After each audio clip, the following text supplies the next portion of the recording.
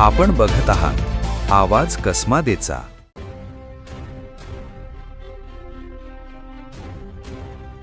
बागलाण तालुक्यातील महड इथं रविवारी सायंकाळी अत्यंत दुर्दैवी घटना घडली असून चाऱ्याच्या गंजीला लागलेल्या भीषण आगीत शेतकऱ्याचा होरपळून मृत्यू झालाय।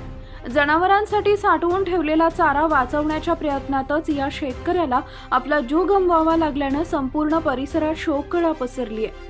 मिळालेल्या माहितीनुसार काटवण परिसरातील महड ते कजवाडे रस्त्यालगत गट क्रमांक 162 मधील शेतात ही घटना घडली।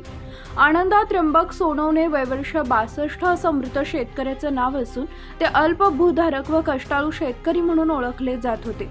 त्यांच्या शेतात जनावरांसाठी साठवून ठेवलेल्या चाऱ्याच्या गंजीला सायंकाळी अचानक आग लागली।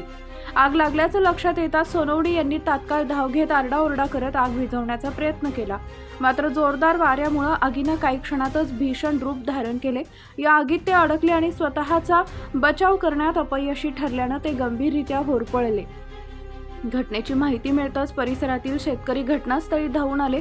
त्यांनी सोनवणे यांना आगीतून बाहेर काढून तातडीने नामपूर येथील ग्रामीण रुग्णालयात दाखल केले। त्यातून पुढील उपचारासाठी त्यांना मालेगाव येथील सामान्य रुग्णालयात हलवण्यात आले।